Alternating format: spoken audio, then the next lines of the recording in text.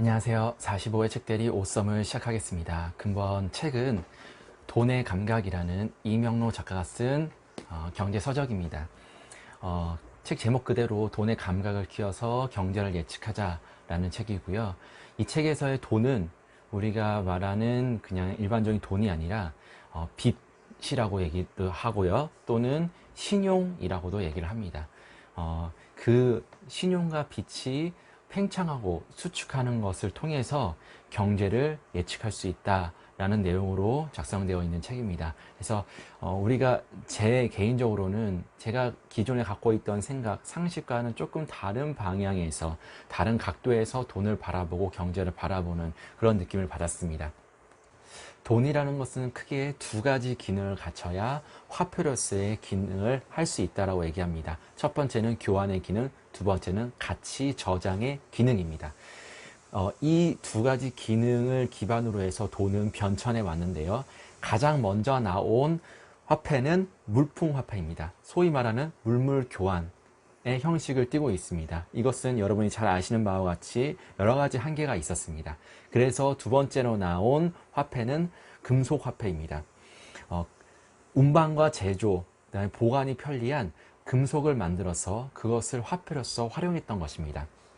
그 중에서도 가장 가치가 있는 금과 은이 화폐로서의 가치가 있었고요. 하지만 그 또한 무겁고 운반하기가 힘들다 보니 그 다음 나온 화폐가 바로 종이화폐입니다.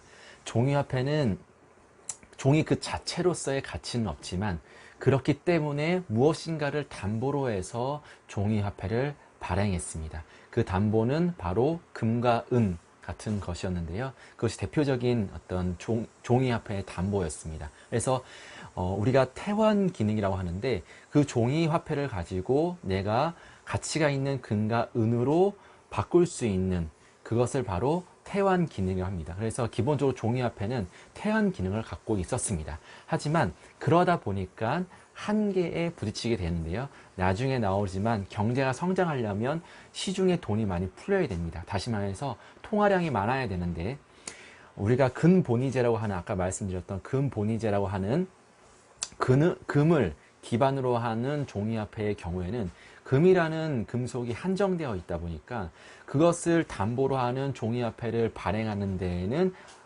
제한이 생기게 되게 되었습니다. 그러면서 여러 가지 문제가 발생해서 결국 나중에는 이 금 태환 기능을 없애는 금 본위제가 없어지면서 최종적으로 지금 우리의 화폐 시스템인 신용화폐 시스템으로 최종적으로 변화하게 되는데요.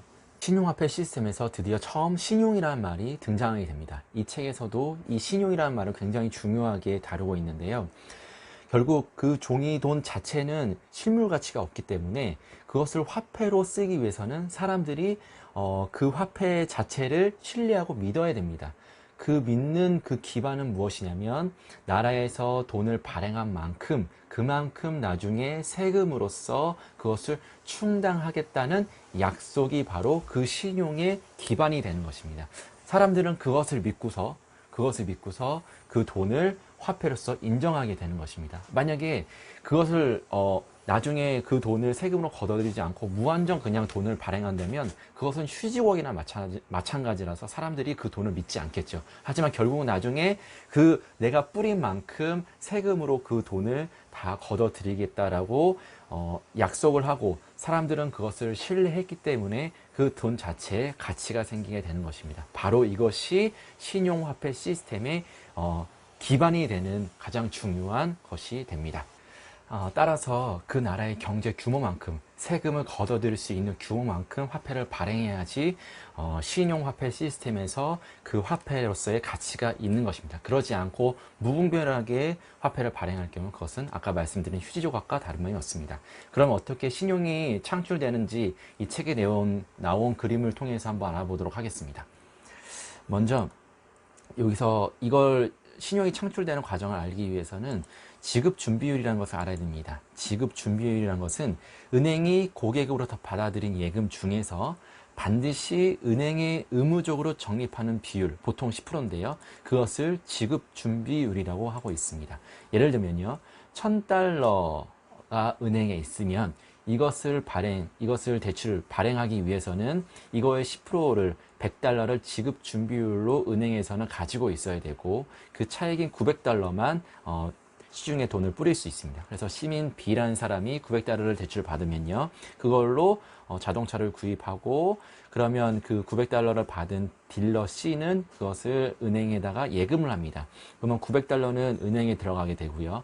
이 900달러의 10%인 90달러를 지급 준비금으로 남기고 나머지 810달러를 시중에 누군가의 돈을 빌려줄 수 있는 이런 시스템으로 은행은 계속적으로 신용을 창출해 가게 됩니다.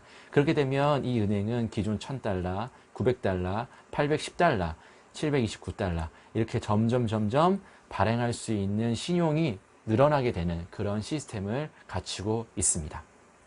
다음은 신용화폐 시스템과 경제 사이클에 대해서 알아볼 텐데요. 그것을 알기 위해서는 먼저 통화량이라는 것을 알아야 됩니다. 이 통화라는 것은 무엇이냐면 돈이 생산되고 유통되는 과정을 말하는데요.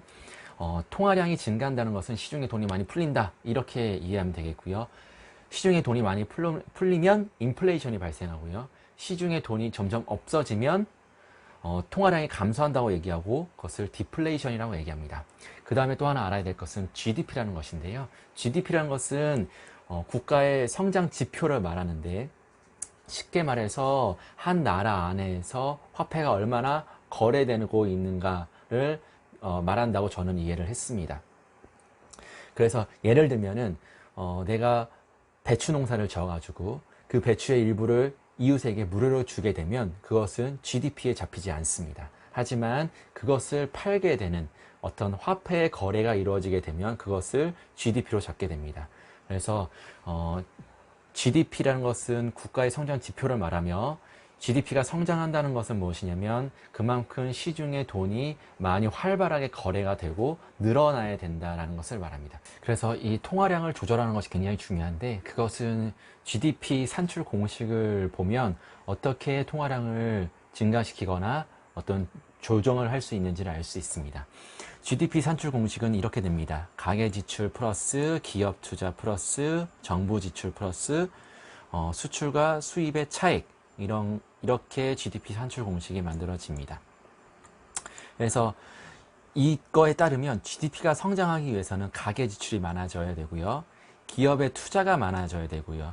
또한 정부의 지출이 많아져야 되고, 수출에서 수입을 뺀 그 차액, 수출액이 많아야 되는 의미를 찾을 수 있습니다.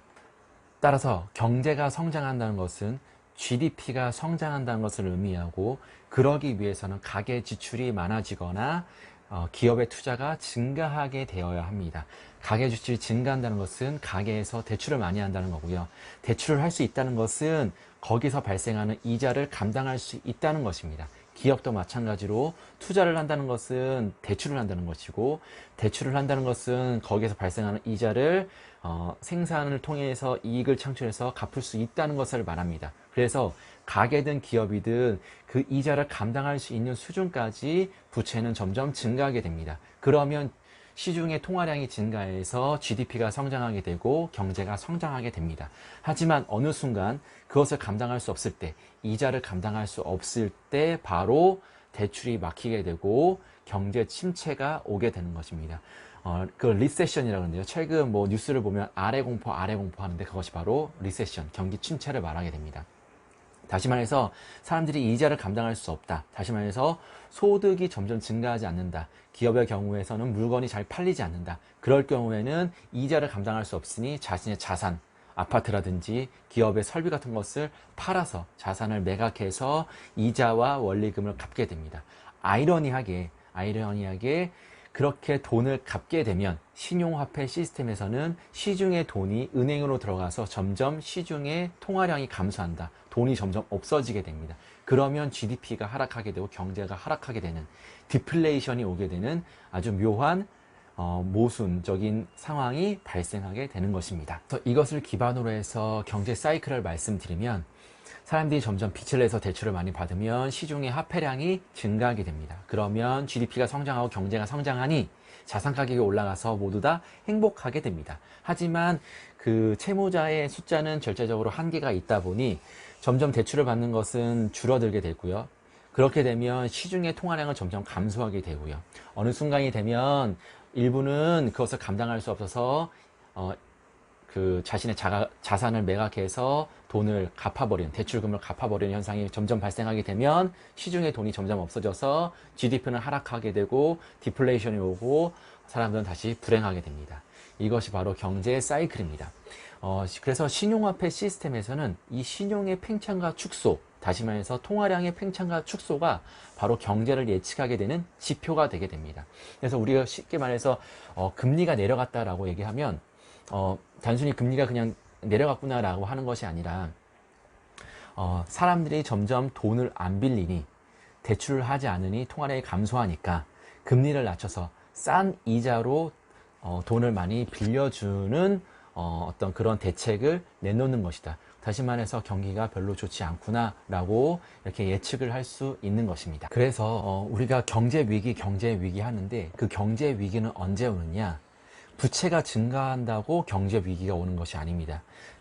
왜냐하면 부채는 점점 증가해야 됩니다. 그래야 시중의 통화량이 증가하고 GDP가 성장하니까요. 하지만 어느 순간에 사람들이 이자를 감당할 수 없을 때, 돈을 갚을 때, 자산을 매각해서 부채를 갚기 시작할 때, 그때가 바로 진정한 경제 위기라는 것입니다. 단순히 부채가 증가한다고 해서 경제 위기가 아니라 사람들이 이자를 감당할 수 없어서 점점 대출을 하지 않고 그 다음에 그 원리금을 갚아 나가는 시기, 부채 디플레이션이라고 하는데요. 그때가 바로 진정한 경제 위기다라고 이 책에서는 얘기하고 있습니다. 다음은 인플레이션에 대해서 말씀드리겠습니다. 인플레이션은 신용 팽창으로 통화량이 증가한 것이 총 생산보다 더 클 경우에 이것을 인플레이션이라고 합니다. 쉽게 말해서 총생산, 어떠한 생산품이 있다고 가정하면 그 생산품의 가치는 동일합니다. 하지만 예전에는 시중에 돈이 100만큼 있어서 이 100으로 이 물건을 살 수 있다면, 이제는 통화량이 증가해서 110, 120이 되면 이 물건은 100으로 못 사고 110, 120으로 사게 되는 경우가 바로 인플레이션이라고 할 수 있습니다. 이것을 부동산하고 연결 지으면, 부동산이 점점 가격이 우상향 올라가려면 그만큼 아까 말씀드렸던 대로 인플레이션이 발생해야 합니다. 시중에 돈이 많이 풀려야지, 그 부동산은 자산의 가치는 고정되어있는데 시중에 돈이 많이 풀리니 인플레이션이 발생해서 부동산의 가격은 예전에 100으로 살 수 있었던 것이 이제는 110, 120으로 사게 되는 현상이 발생해서 우상향을 하게 됩니다. 그러려면 가게가 대출을 해야 됩니다. 아까 말씀드린 시중에 돈이 많이 풀리려면 가게가 대출을 해야 되는데, 이 대출이 많이 일어날 수 있는 조건은 세 가지가 있습니다. 첫 번째, 인구가 증가한다. 인구가 증가하면 당연히 한 사람이 빌리는 것보다 두 사람이 돈을 빌리는 것이 더 많아지게 되겠죠. 그 다음에 두 번째 이유는 소득이 증가한다. 100을 벌던 사람이 120을 벌게 되면 그만큼 대출 능력이 더 커지게 되는 것이죠. 세 번째, 생산이 증가하게 된다. 그 지역에 예를 들면 일자리가 더 증가한다든지 아니면 그 생산 능력, 기술력이 더 많이 발전하게 되면 그만큼 더 많은 대출을 할 수 있다는 것입니다. 이 세 가지 조건이 만족하게 되면 부동산은 우상향은 결과를 만들어냅니다. 우리가 요즘 어느 지역이 부동산이 좋다, 이렇게 투자를 고민할 때 이 세 가지 입장에서 부동산 투자를 고려해라 라고 이 책에서 얘기하고 있습니다. 다시 말해서 그 지역에 사람들이 점점 모이고 있느냐, 인구가 증가하고 있느냐. 두 번째, 일자리가 점점 많아져서 그 사람들의 생산성이 증가하고 소득이 증가하느냐. 그 지역이 그런 조건을 갖췄느냐로 부동산을 투자할지 말지를 결정하라고 이 책에서는 또 얘기해주고 있습니다. 이어가지고 우리 한국의 부동산은 그러면 괜찮은가? 라는 부분도 이 책에 나오니까 한번 살펴보시고요. 또한 어느 정도 부채가 한계에 달했을 때 그러면 부동산은 결국에는 무너질 수밖에 없는 구조를 가지고 있다는 걸 아까 말씀을 드렸죠. 그래서 점점점 부채는 증가해야 되는데 그럴 수 없을 경우에 특단의 조치를 내는 것이 바로 양적 완화, 머니 프리팅, 돈을 마구마구 찍어내서 시중에 뿌리는 것인데요.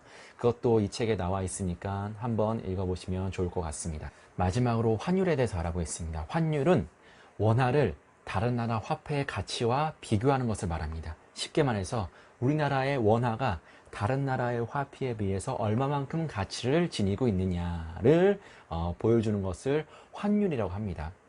예전에 근본위 시대에서는 쉽게 말해서 종이돈을 가지고 금을 바꿔주는 그런 금태환 기능이 있는 근본위 시대에서는 얼마만큼의 그 나라가 금을 보유하고 있느냐에 따라서 그 나라의 화폐의 가치가 결정되었습니다. 하지만 금태환 제도가 사라지고 나서 이제는 달러가 기축통화가 됐잖아요. 그러다 보니까 얼마만큼의 달러를 그 나라에서 보유하고 있느냐, 외환 보유고라고 하는데요. 그거가 바로 그 나라의 신용도가 되고 그거에 따라서 그 나라의 화폐의 가치가 결정되는 것입니다. 더 쉽게 말하면 달러를 많이 가지고 있으면 그만큼 그 나라의 신용도는 올라가게 되고 그만큼 그 나라의 화폐는 더 가치가 있게 되는 것입니다. 달러와 비교했을 때요. 그래서 우리가 쉽게 말해서 환율이 올랐다라고 하면 예를 들면 1달러에 950원 하던 것이 960원 하면 환율이 올랐다고 합니다. 하지만 그 원화 가치는 절하가 되겠죠. 떨어지게 됩니다. 왜냐면 예전에 1달러 사는데 950원이면 됐는데 이제는 960원이 필요하니까요. 원화의 가치는 하락했지만 환율은 상승했다라고 하고요. 환율이 하락했다는 것은 1달러에 950원 하던 것이 940원 하게 되면 환율은 하락했지만 원화 가치는 상승했다. 왜냐면 이제는 1달러 사는데 940원만 있으면 되니까 원화 가치는 상승했다라고 얘기를 합니다. 이 책에서 되게 잘 정리한 부분이 있어서 그 부분을 이 환율을 설명하는 데 대신하고자 합니다. 한 국가의 돈이 갖는 가치는 환율입니다.